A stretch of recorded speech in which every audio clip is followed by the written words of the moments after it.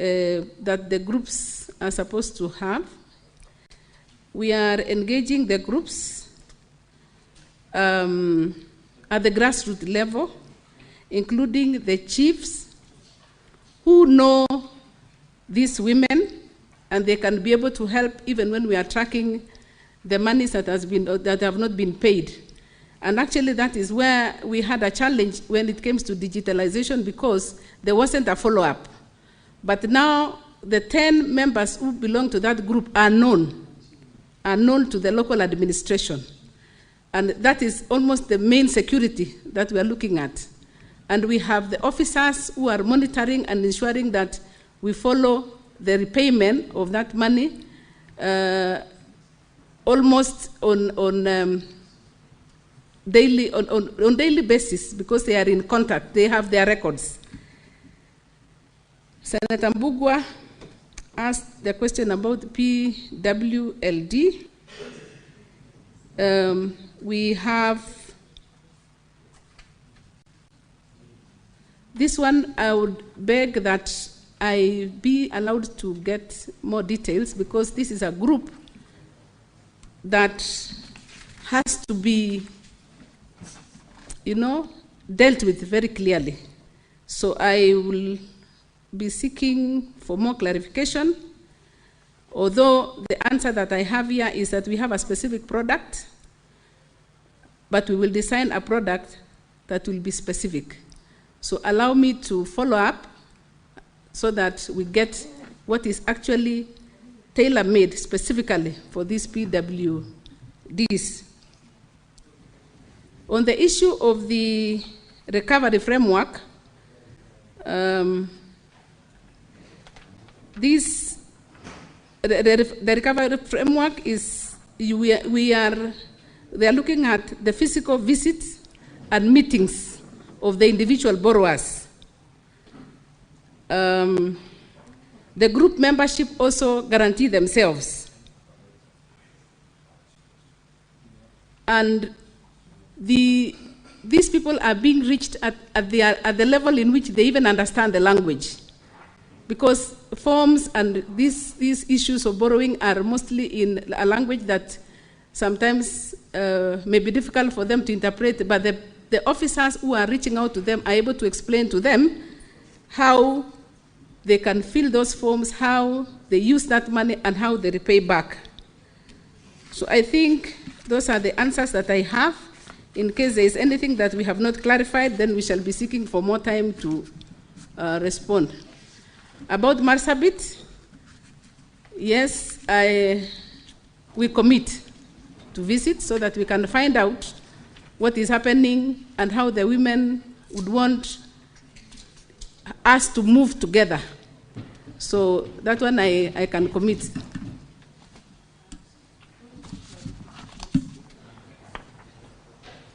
Senator Mazayo, what is your issue, Senator Veronica, before Senator Mazayo takes to the floor? Maybe Honorable CS can take time and even bring the answer later. What the ministry is doing to make sure the fund is reaching many more women, especially seeing that those who have benefited here are very few.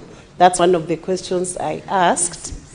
And then on the issue of security, it was in respect of what the ministry is doing to ensure even the formal banking sector has reduced the need for security, the securities that women do not own, like titles, heavy securities that make it difficult for women to access, had more finance from formal banking sector. What is the ministry doing to ensure that those requirements are eased for women to make it easy to access credit? Honorable CS, we'll take a couple of questions before you track to the stand to respond. Senator for Kilifi, Senator Mazayo. Asante mstahiki Spika kwa kunipa nafasi hii. Swali langu kwa waziri ni, kwanza nataka kupatia kongole kwa kuchaguliwa na rais kama waziri wa mambo ya jinsia, utamaduni katika nchi yetu ya Kenya. Ninao matumaini ya kwamba utafanya kazi inavyotakikana na utaweka bendera ya mume wako kama vile ilivyokuwa hapa, akifanya kazi kwa bidii na juhudi kuona kwamba amesaidia watu wake wa huko nyumbani. Swala langu mimi ni kama wizara yako iko na hesabu au data ambayo inaweza kuonyesha usaidizi wote wa akina mama katika taifa la Kenya ambao wanaweza kufikia yale masoko ambayo yanaweza kuwasaidia katika biashara yao. Asante. Asante bwana. Senator Abbas. Thank you, Honorable Speaker. Honorable Speaker, I want to also join my colleagues to congratulate the CS and want to thank the President for recognition of our ability for appointing us as CS. Honorable Speaker, one thing I have noted is that if we look at the amount of money that has been dispersed, it's more on the urban side. We are getting more money. You see, area like Nairobi is getting 236 million.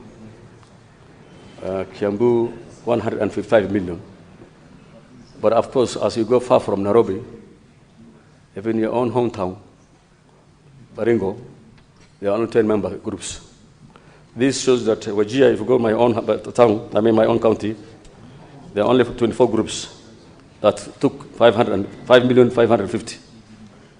This shows that, you know, people are not getting access to the credit, to the fund, because of maybe lack of security.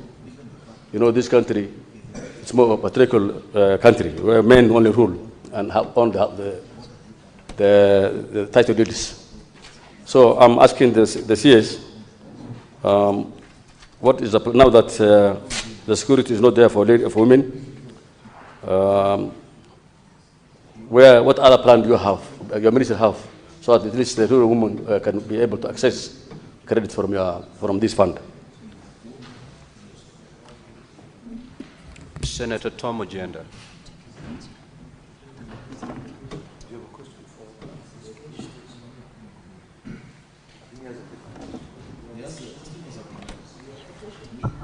Yes, Mr. Speaker, I have a question. My question is question number 76. No. Senators, kindly be attentive as we move forward. Senator Kisang.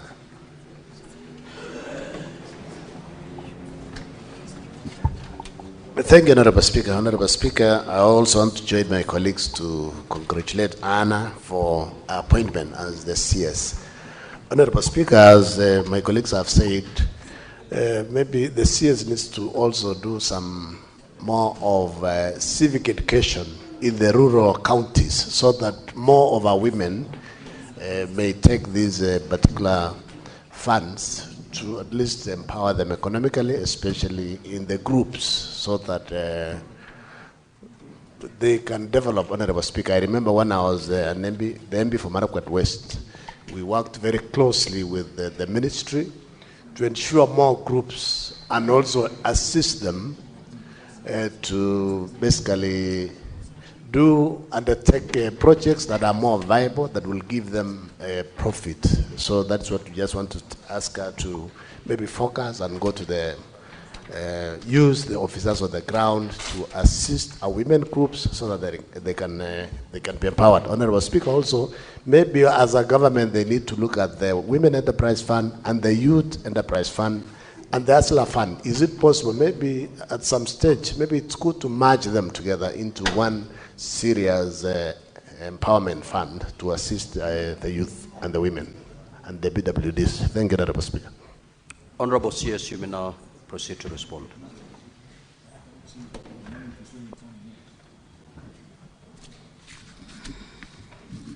Mr. Speaker, thank you very much for again giving me a chance to clarify, especially on the questions that have been asked earlier. So Senator Veronica asked about the issue of funding. To be able to reach many women, we require the funds. And that is the challenge that is there, considering that the amount of money that had been given earlier, most of it has not been repaid back, and it was supposed to be a revolving fund. However, if subject to availability of funds, we shall be able to lend to as many groups as possible. Because you just require a group of 10 members, and they don't require any security. The security is the chiefs, and then the local leadership. These are people who know each other. So there is no security that is required. Senator Marzayo, we have a department of market linkages, and we are working to ensure that our women products reach the markets. And definitely, as a ministry, we are looking at an all-government approach.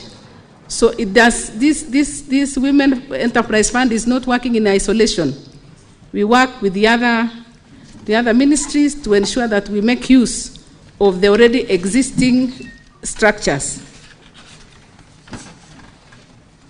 Senator Abbas asked about the sensitization of the women. We have the fund operators who are on the ground sensitizing the women on how to access this credit. And we use all the same local administration to pass the information, because that is where these women are. So we work with them to ensure that they, in their normal meetings or in the local administration, women are sensitized on the need to borrow so that they can also access funds for purposes of running their businesses.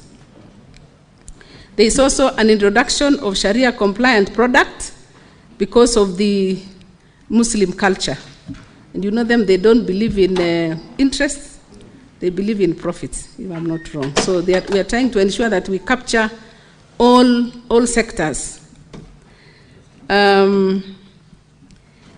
We are also intensifying information to ensure that we reach the women at the marginalized areas.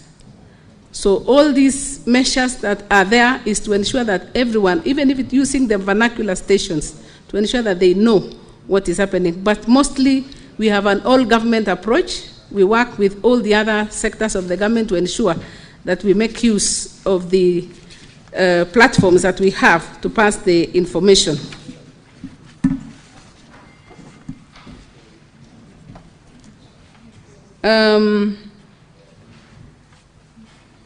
I can't quite remember the question that was asked by Senator Abbas.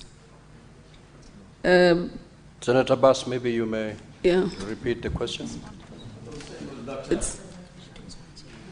The rural areas don't have title deeds. Yes. And mostly in Kenya, actually women don't own many properties. They are more of a particular country. It's only men who own most of the titles. So is there any other way that we have, without security or any other measures that can be used for the women to access the fund without any title deed? Thank you. Thank you, Senator. I think that is a question that then I will just re-emphasize that the Women Enterprise Fund, we don't ask for security. Security is just the local administration and their own groups because they know each other.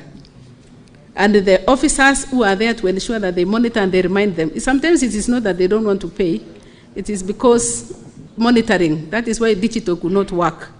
But this one for borrowing one-on-one is what is helping because we have their data and their forms.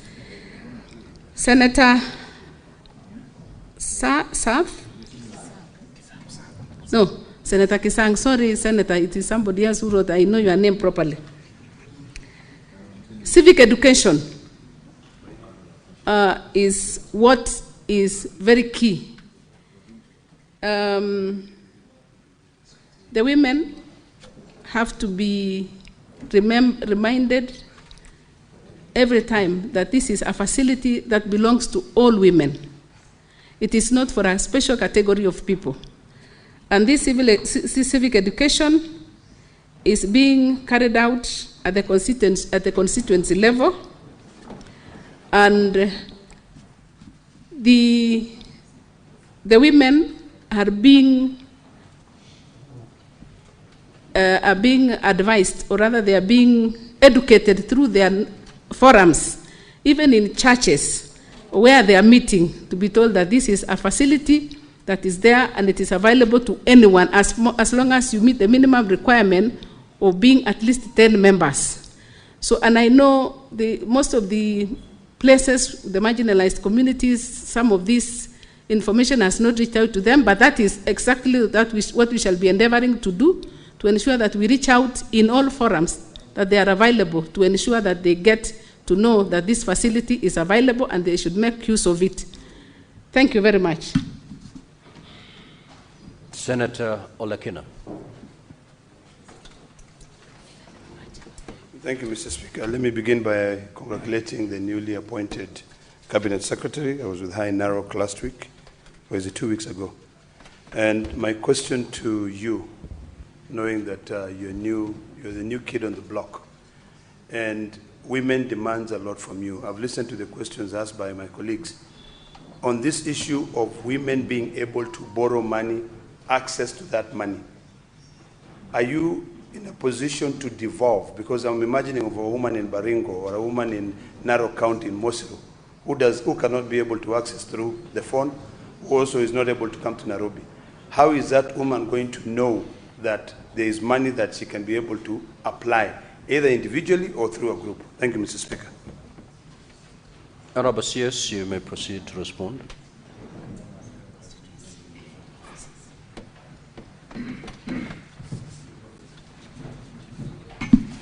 Thank you, Honorable Member, for that question. If you remember in my answer, initially we said this issue of digital borrowing has been almost vacated because it is not every woman has a phone. Not everybody has a phone, by the way. So we are reverting back to manual borrowing, and that requires personnel to ensure that they go educating the members, or rather the women, on the availability of this fund. So we are using the constituency.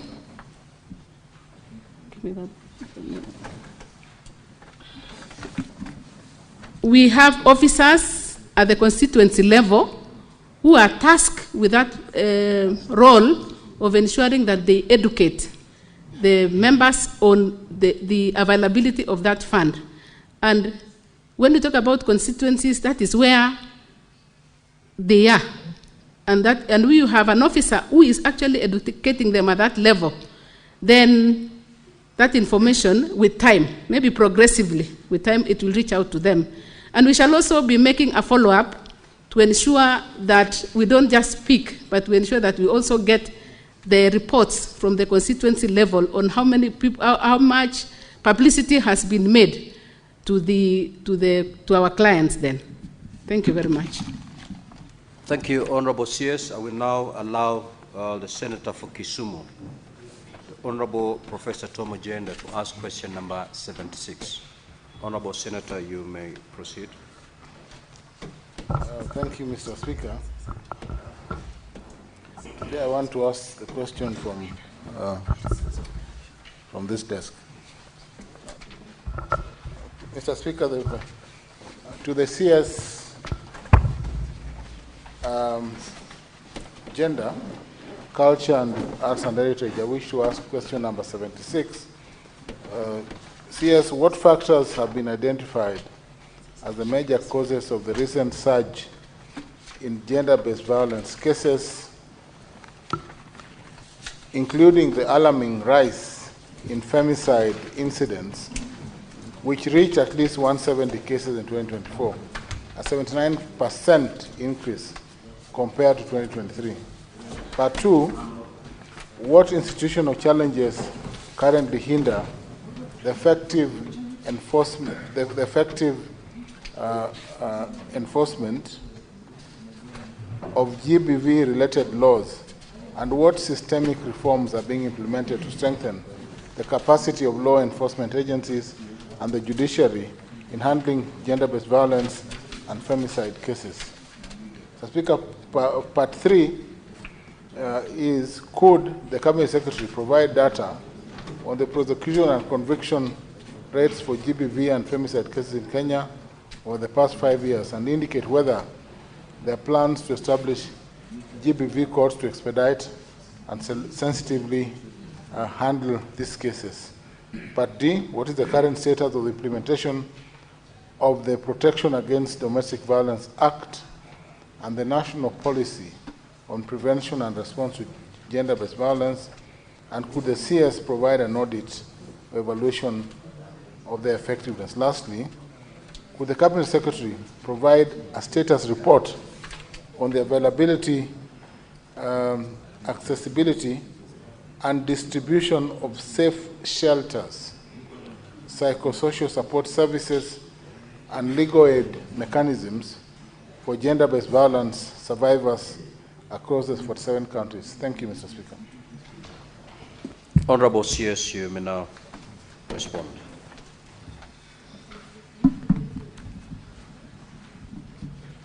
Thank you, Honorable Speaker and member, for that question. Honorable Speaker, the recent surge in gender-based violence and femicide in Kenya has escalated into a national crisis, prompting urgent calls for comprehensive action.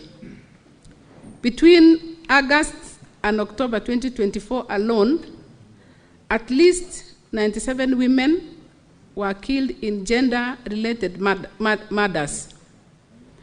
Addressing this multifaceted crisis requires a concerted effort to challenge societal norms, strengthen legal frameworks, and provide comprehensive support to survivors.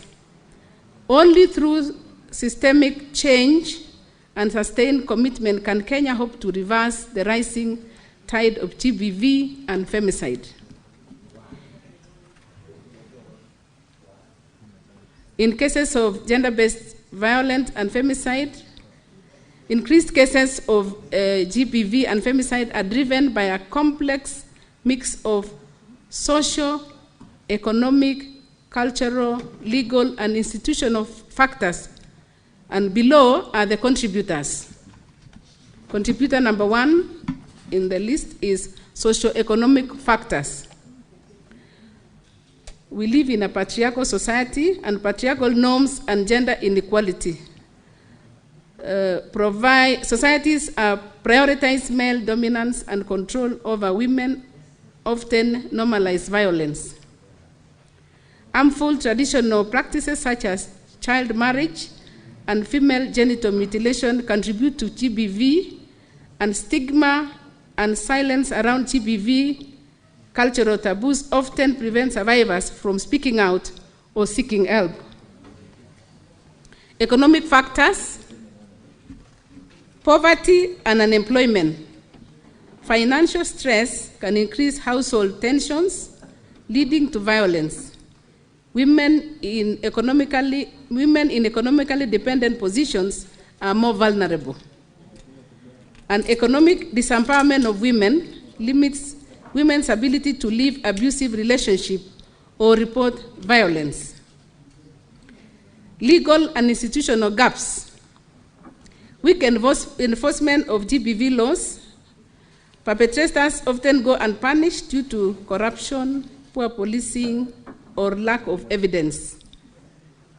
Inadequate protection mechanisms, lack of shelters, limited legal aid, and psychosocial support services, which are wanting. Slow justice systems, survivors may be discouraged from pursuing cases due to delays or traumatizing processes. Political and conflict-related factors, insecurity and conflict. During war or political unrest, GBV is often used as a weapon or becomes more prevalent due to breakdown of laws and order and inadequate political support in some devolved units. Media technology. There is normalization of violence in the media. Exposure to violent content can desensitize audiences or perpetuate harmful gender norms. Cyberbullying and online harassment. Social media has become a new frontier for GBV, especially against women in public life. Alcohol and substance abuse. Increased use of alcohol and drug abuse are linked to impulsivity and aggression, often escalating violent behavior at homes and in public spaces. The B of that question is what institutional challenges currently hinder the effective enforcement of GBV-related laws, and what systemic reforms are being implemented to strengthen the capacity of law enforcement agencies and the judiciary in handling GBV and femicide cases. Honorable Speaker, GBV remains a pervasive human rights issue in Kenya, affecting women, men, and children across all socio-economic backgrounds. Despite the existence of progressive laws such as the Sexual Offences Act 2006, the Protection Against Domestic Violence Act 2015, and various provisions in the Constitution of Kenya, the enforcement of these legal frameworks requires continues to face significant obstacles.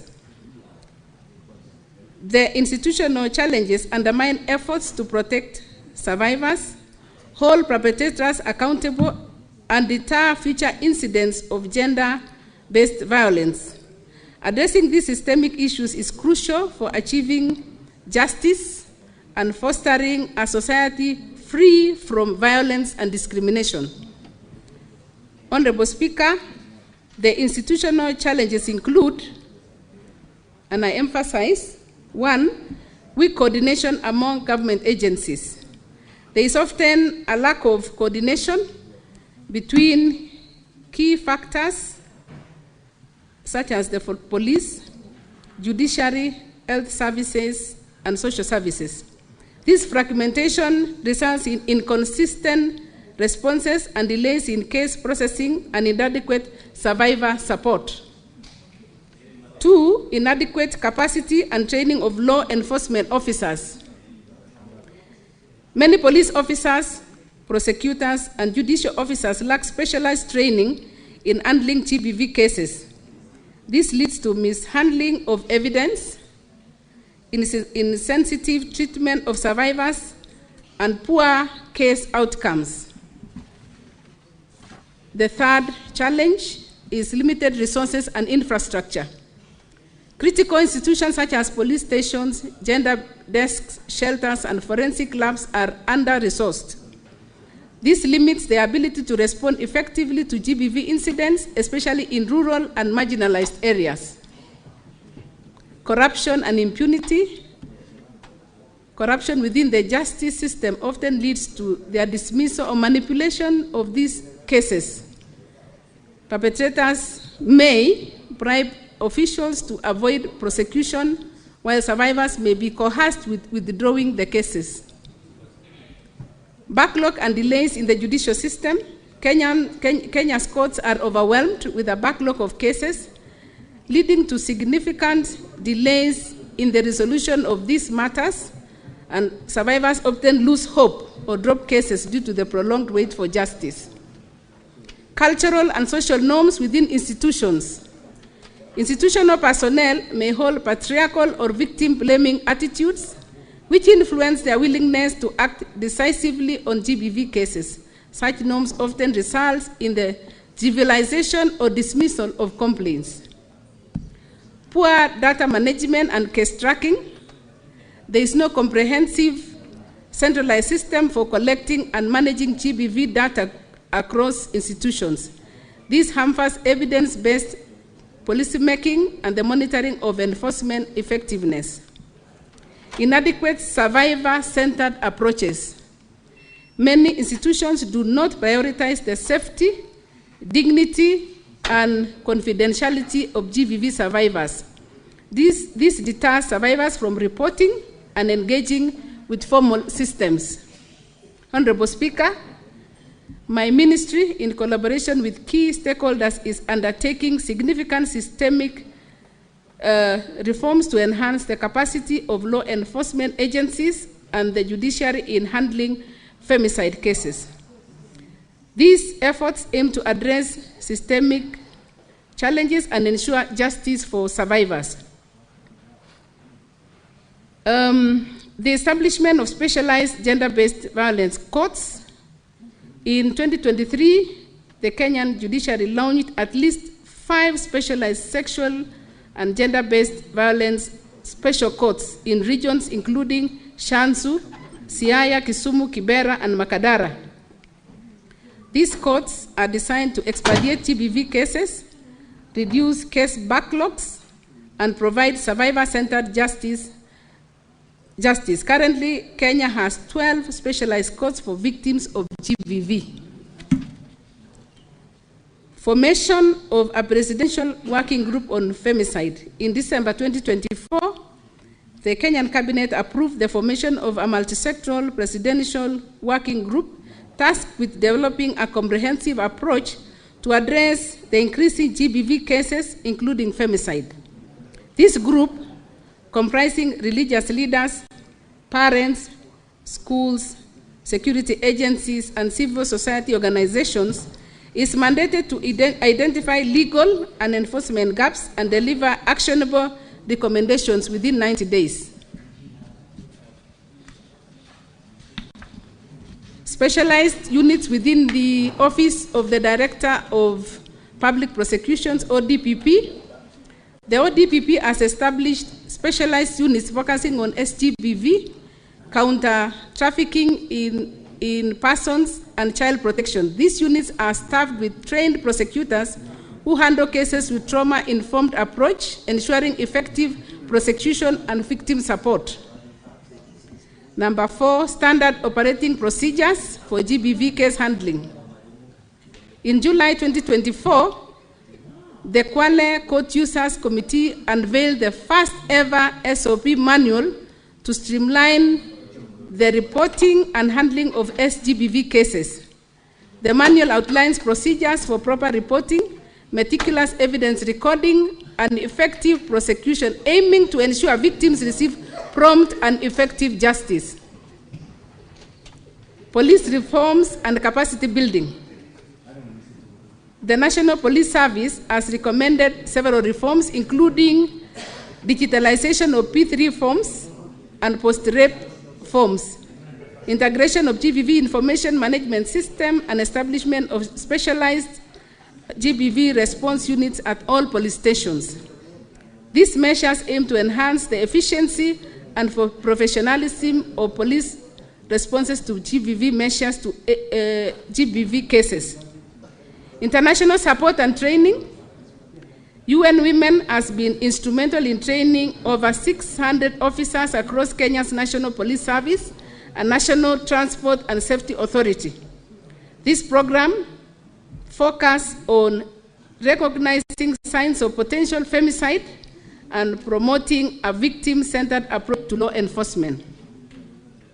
These reforms represent a concerted effort by the Kenya government and its partners to strengthen institutional capacities and ensure timely justice for survivors and ultimately reduce the incidence of femicide in the country. Reduce or stop completely. C, the question then was, could the government cabinet secretary provide data on the prosecution? And I would invite you to see Annexure 3. There is an Annexure 3 at the back.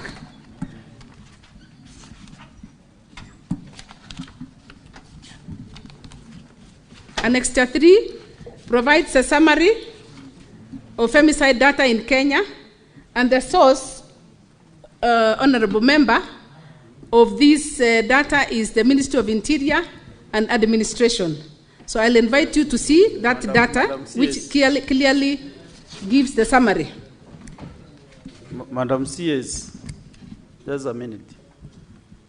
I've been approached by the owner of this question, Professor Tom Ojenda, and he has received the response.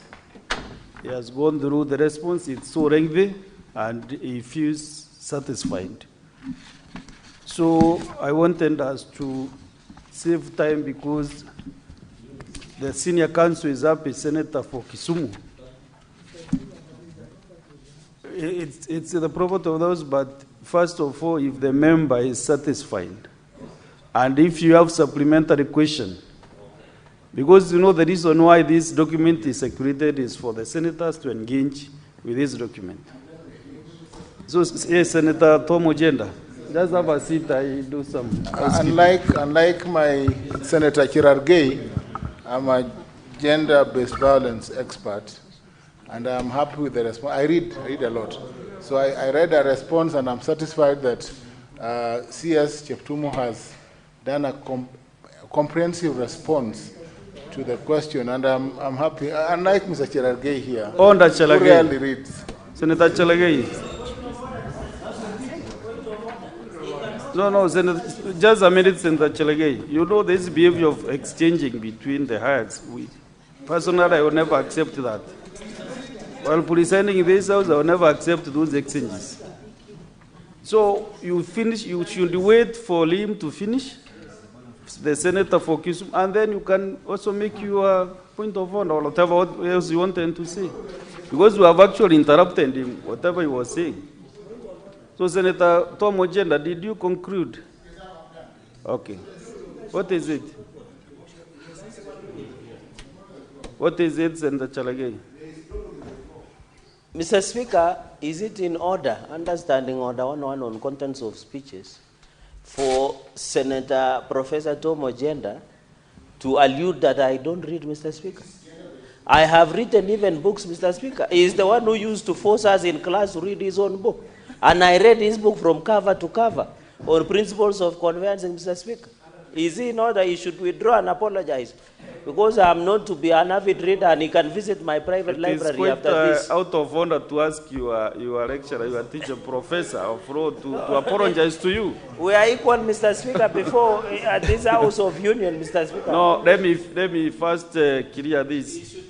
So, Madam CS, if there is anything you feel you want to, maybe to, as you summarize your presentation, if there is anything that you feel you want to insist, Senator Veronica, now, who is now really communicating in this house? Is it Senator Veronica or the chair?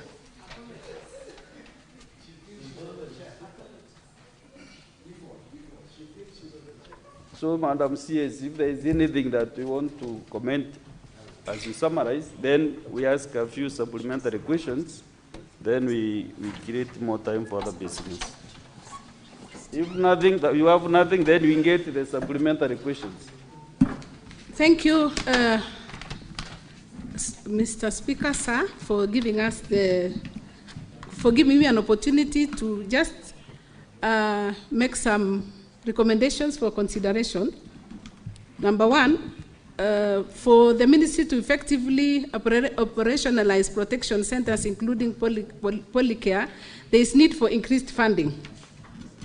Currently, the protection of against domestic violence is in progress, spearheaded by Kenya law reform, supported by Attorney General's office. So we are seeking for consideration to be passed as an act of parliament when it has gone through the entire processes. We consider additional funds to operationalize gender-based violence protection centers and NGAF. The gender-related targets to be part of performance contracting, including gender targets in performance, including gender targets in performance contracting. In Kenya, it is crucial for advancing gender equality and fulfilling national and international requirements. Performance contracts compel ministries, departments, and agencies to actively implement gender-related policies and for tracking of the same. So with the gender targets included, institutions are held accountable for translating policy into measurable action. And integrating targets in performance contracting is not just a compliance issue, it is a strategic tool to foster equitable, inclusive, and efficient governance. It moves gender equality from rhetoric to results, ensuring government institutions contribute to transformational change for women, men, girls, and boys across Kenya. There is also the establishment of the Survivors Fund as per the Generation Equality Forum in partnership with the private sector. Because once the survivors are let out there, some of them have their harms have been mutilated. So the Survivor Fund will help in ensuring that they have life even after what they have gone through. So those are some of the recommendations that we are bringing on board so that this ministry is supported and this sector is supported, because it really goes to the core of the family. Thank you, Mr. Speaker, sir. Thank you, Madam CS, for the response. So we have a few supplementary questions. One is Senator George Mungai Bugwa. Thank you, Mr. Speaker. I would like the Cabinet Secretary to highlight to us the partnerships which exist between the ministry, the civil society, and the faith-based organizations to strengthen the GVP reporting and survivor support systems. Thank you. Yes, Madam CS, just reckon the 4 questions that are ahead of you. Next is Senator Veronica Waheti Nduati. Thank you, Honorable Speaker. Madam CS, you know we have had a very high escalation of gender-based violence cases and femicide. And His Excellency the President has reiterated the government's commitment in tackling GBV. And to this end, an allocation of 100 million was done under Article 223 of the Constitution. And we had a meeting on 20th November 2024 between the ministry and women leaders across the whole country to address this issue. And following that meeting, the women leaders submitted work plans to go across all the constituencies to deal with. Honorable CS, could you guide the House on when this hit this GBV head-on and deal with it from across all the constituencies in Kenya, hoping that the incidences of femicide can be reduced in the country? What is the current position on that fund? Next is Senator Catherine Muyeka Muma. Thank you, Honorable Speaker, for the opportunity to ask. Honorable CS, thank you for your responses, but I wanted to just bring to your attention that you are aware of the Nancy Baraza task force, which was put in place because of the rampant issues of femicide. Honorable CS, we don't have a femicide law in this country, so even prosecuting a femicide offense is difficult in this jurisdiction.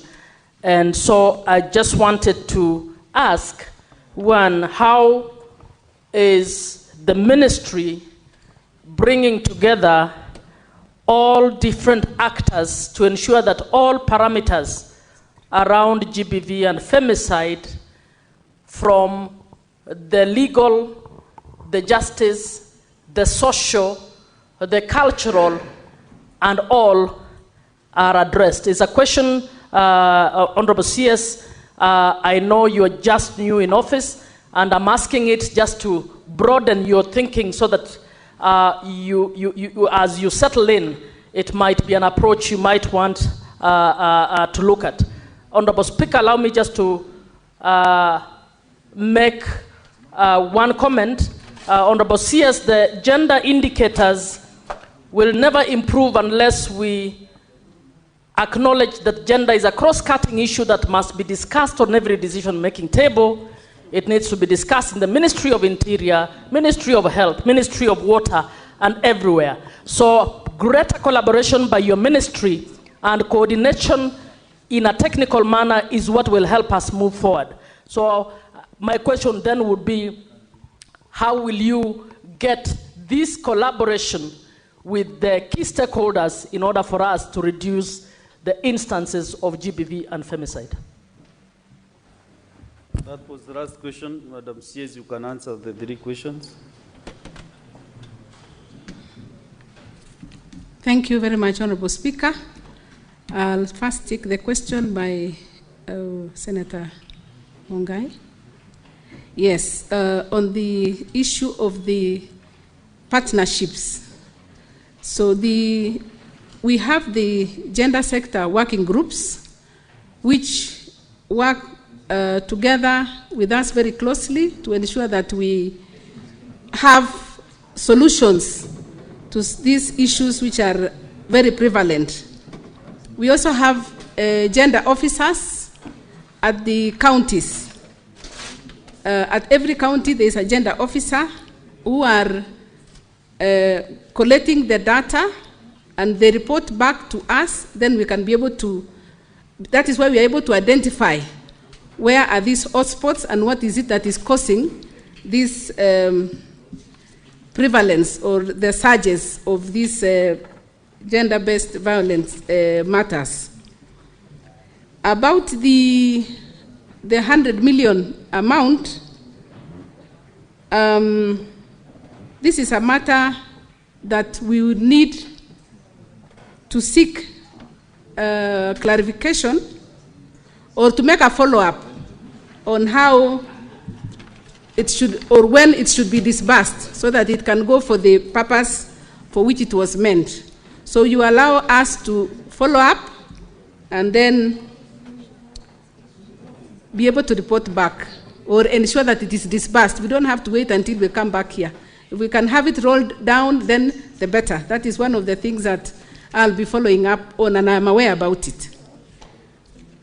On the issue, Professor Muma, about the task force, the task force is still collecting the information, and once they come up with the report, we shall be able to receive and implement as fast as possible, because this is a task force that is going around the country and they are receiving information as to why all of a sudden these femicide cases are on the rise. The femicide law, as we speak, is not a law in itself. It is in the penal code, and it is being considered as murder.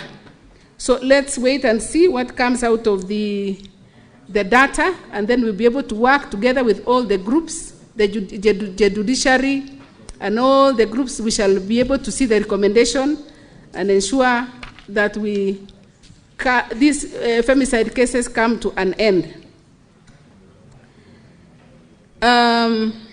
Again, on the issue of the gender indicators and the collaboration by all the sectors, this is something that we have to really go out of our way, because gender is in every sector. Gender is in agriculture, gender is in all departments, in all ministries. So as the lead ministry, we shall be reaching out to all the sectors to ensure that the gender issue is addressed at every level, so that it is not left to just a unit, it's not left to just a ministry. It is supposed to be cross-cutting, so that we can be able to reach as many people as possible and be able to finish this thing that is actually becoming a snare in our country. Thank you, Mr. Speaker, sir. Madam CS, I want to really appreciate you coming to the Senate, and you have handled the questions from the senators. So if there are any commitments of made, you'll be able to communicate through the relevant committee or the clerk of the Senate to answer those issues that you are not able to expressly be able to answer. So I want to thank you very much. I want to release you now to go and serve Kenyans. That is the end of the session. Members are happy with your response, and we have finished that session. Unless if you want to sit around, I can see you are really enjoying the Senate. If you want to sit around, you can sit and wait. No, maybe just to say thank you very much for listening to me. Yes, it is true, it was my first time, but thank you very much for the contributions. We will definitely work on the recommendations which have been made. And of course, you know you are senator by default. Thank you very much. Yes. So thank you very much indeed. So clerk, go to the next order.